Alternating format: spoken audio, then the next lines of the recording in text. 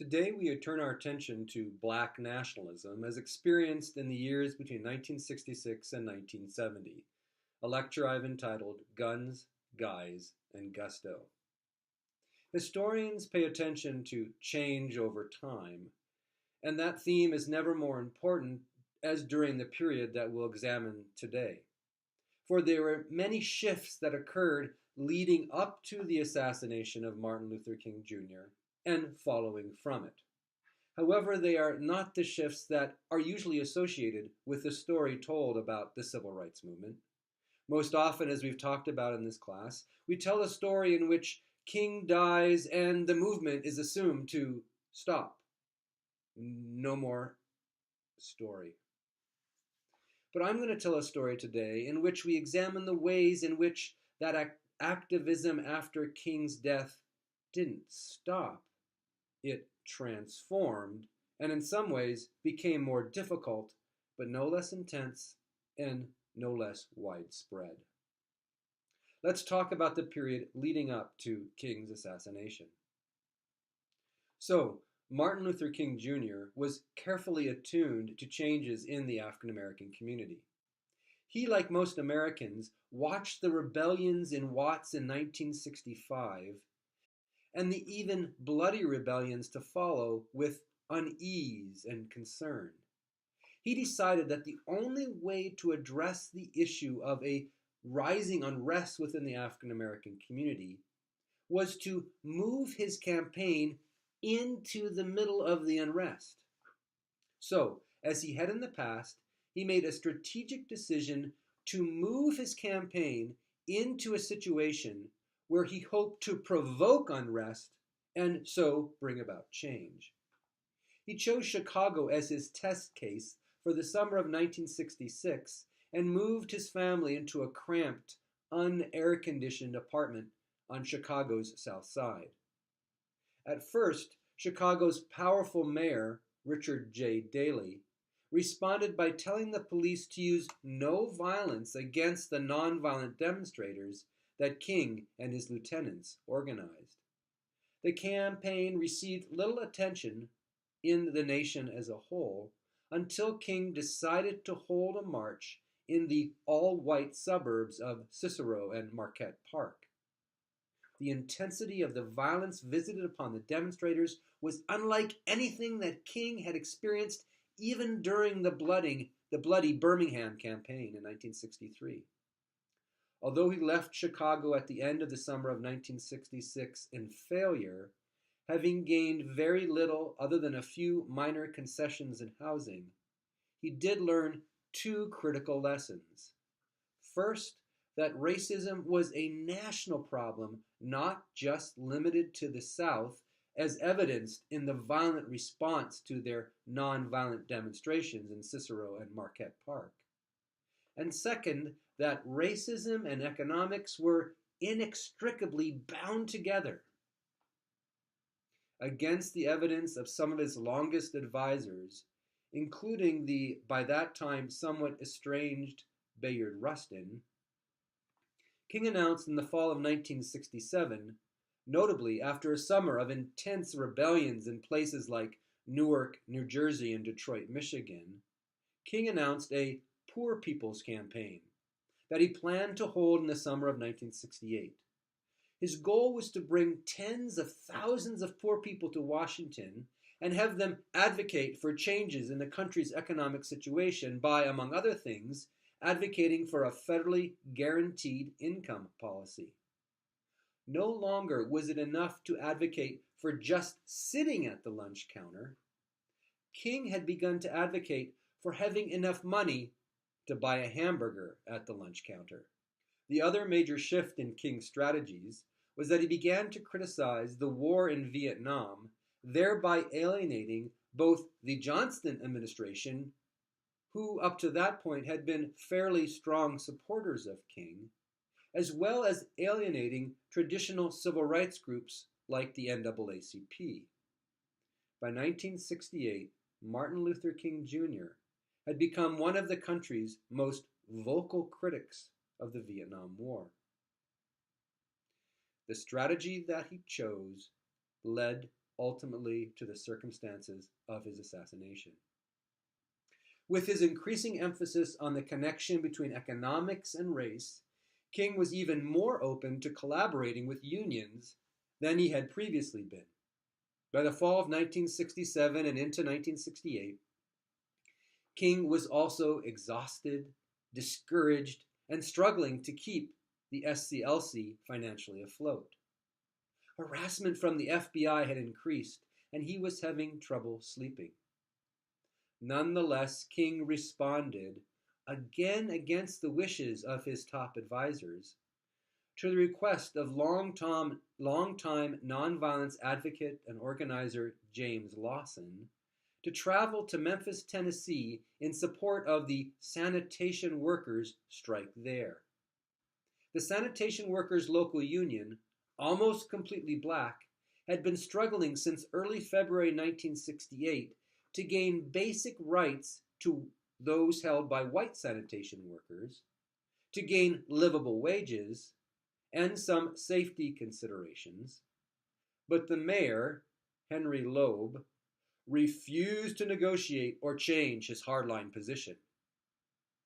King led one march that erupted into violence when young men connected with the Black Power movement refused to follow the nonviolence guidelines promoted by James Lawson. King had to be rushed into a car and taken away from the violence for his safety. But King then returned to Memphis, again against the advice of his lieutenants, to lead another march that was again marked by violence.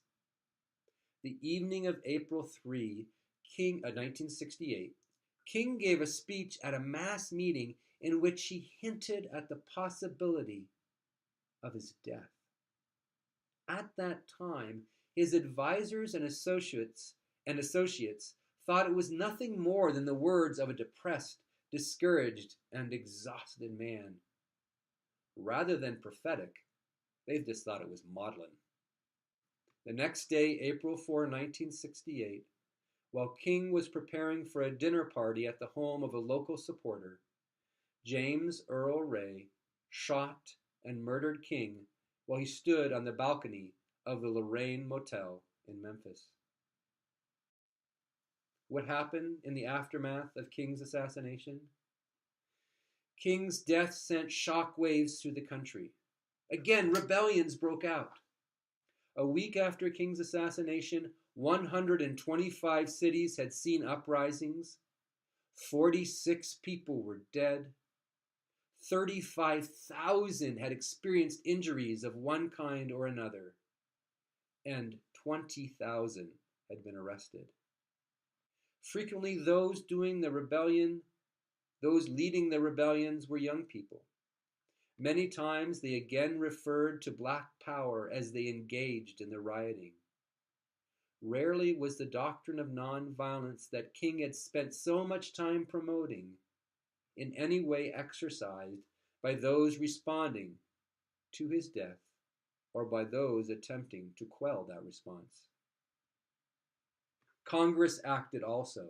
In the aftermath of King's assassination, they passed the Civil Rights Act of 1968, an act that made it illegal to practice racial discrimination in housing, both rental and sales, and empowered the Justice Department to enforce the measure. At the same time, it designated much stronger measures against rioting than it did against housing discrimination.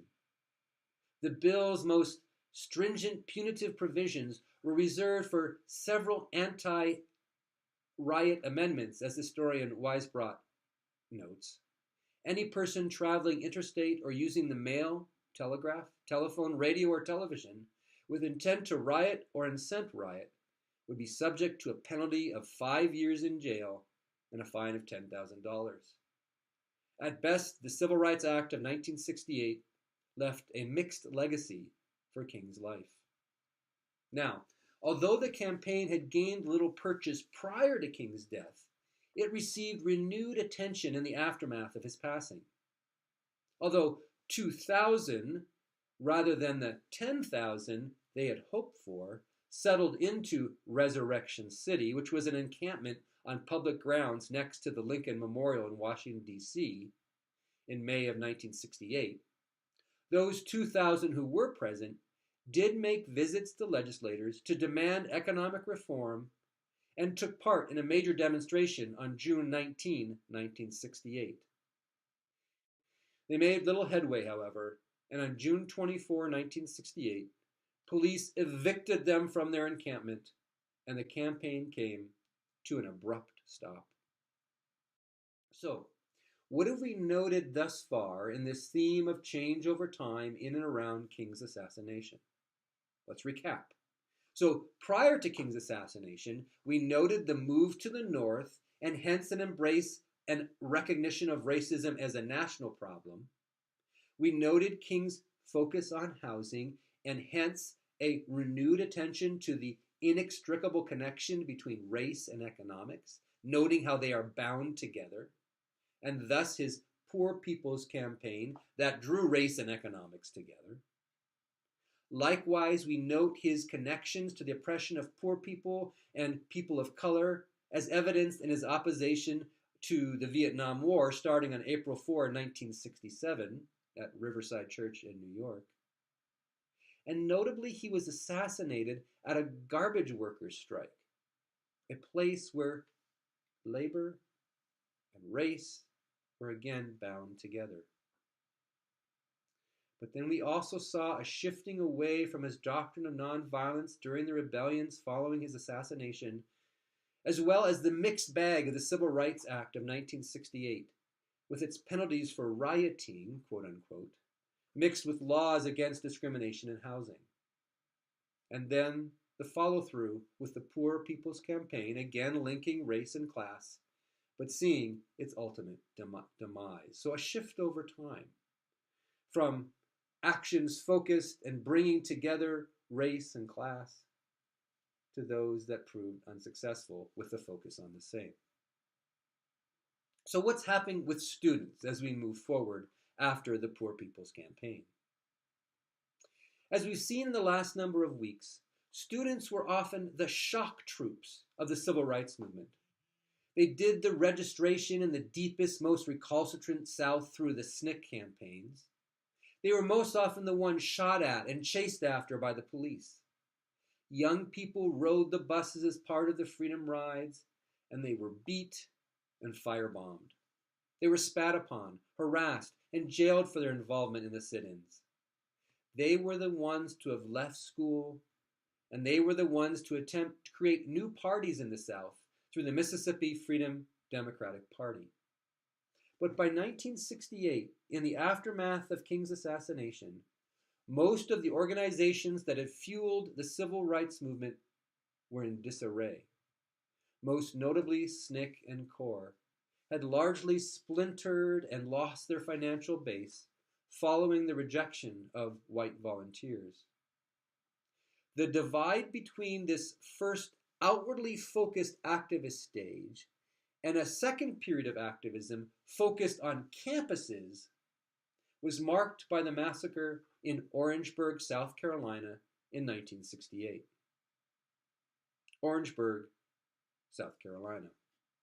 So months before the country erupted in flames after King's death, the students at South Carolina State College in Orangeburg, South Carolina, had organized a protest against a local segregated bowling alley.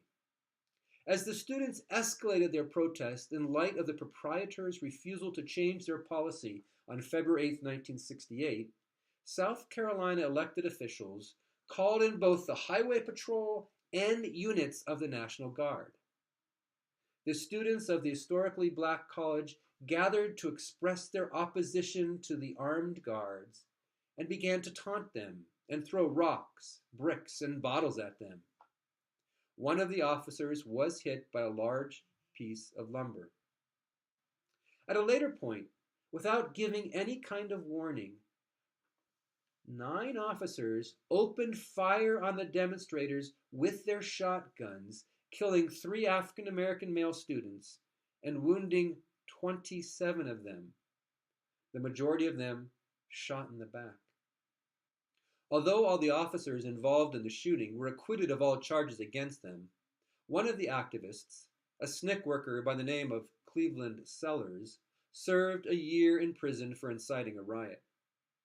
He was, however, pardoned in 1993, and South Carolina governor at that time issued an apology to him and some of the survivors on February 8, 2001.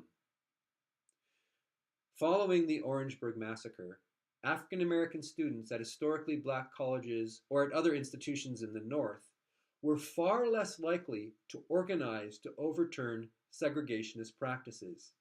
Instead of activism oriented outside the campuses, they turned their attention to organizing inside the campuses, a major shift in the aftermath of the Orangeburg Massacre.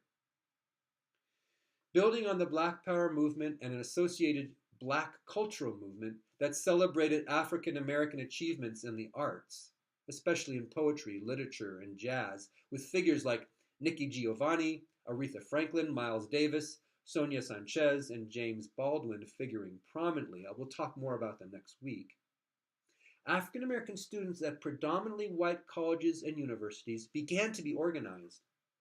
The first step in many places was to organize a black student union, and from that, to argue for the inclusion of African American faculty and curriculum to challenge a Eurocentric bias in the existing curriculum. Rather than courses that testified only to the experience of white countries and civilizations, black students at white colleges demanded courses that recognized the experience and inclusion of African American and other non-white groups. There was then an increased enrollment and student on-campus activism. The few black voices on white campuses who were present in the early period of this time managed to ignite a change that transformed campuses across the country. Most notably, they were able to achieve the recruitment and placement of thousands of new African American students. In 1967, only 2% of combined student population of majority white colleges and universities were African American. Only 2% in 1967. Thanks to the legislative push provided by the 1964 Civil Rights Act and then the Higher Education Act of 1965, both of which ended segregation in higher education, as well as the additional prodding from the students themselves, colleges began to recruit and place African American students in previously unheard of numbers. As of 1960, 227,000 black students attended African American colleges. By 1969, enrollments had increased by 100%. This grew to include all colleges, not just historical black colleges and universities. By 1999, that number had increased to 1.1 million. So with increased numbers of students on campus, African American students organized to not only include more black faculty and increase offerings of courses with African American content, but also they organized to direct resources of the universities back to the black communities. Students took over administration buildings, went on strike, and held educational symposia. In December 1968, Yale became one of the first academic institutions in the country to establish a degree-granting program in Black Studies. San Francisco State holds the claim to the first such program, and University of Montana was the third. Interestingly, the majority of campuses who started African American studies programs across the country did so without disruption, many of them receiving funding from external white-dominated funding sources.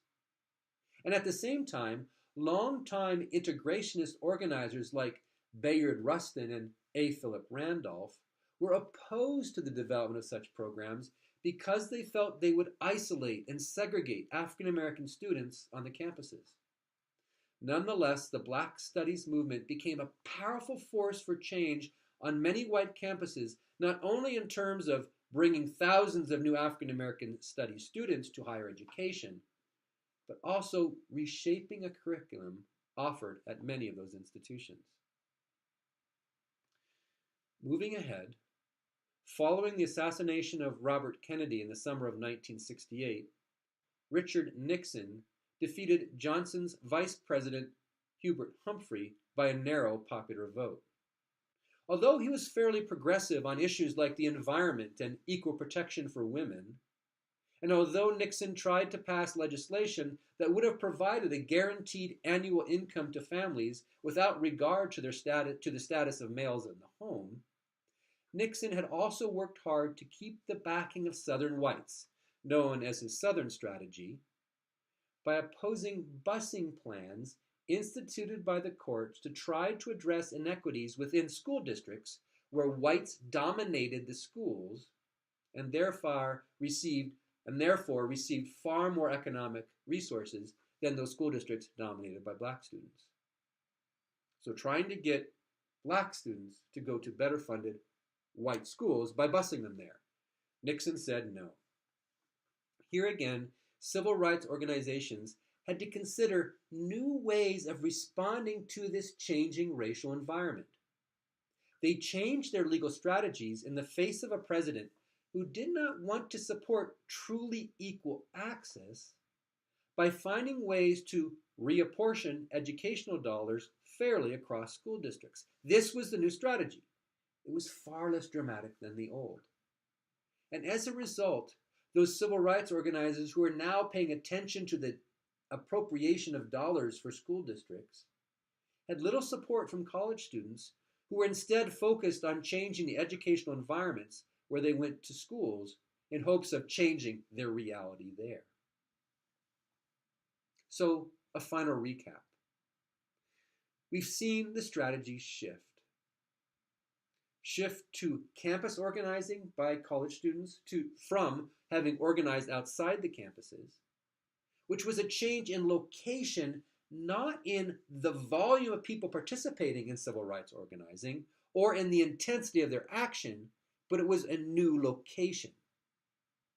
We also saw a need to oppose the anti-busing strategies that were supported by the Nixon administration.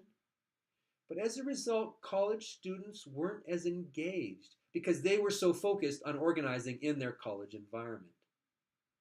So there was a certain diminishment in civil rights activity after the passing of King. But it was also as much a change in how that organizing happened, an organizing strategy that was much less dramatic than that required of having marches in Birmingham or Albany in the South.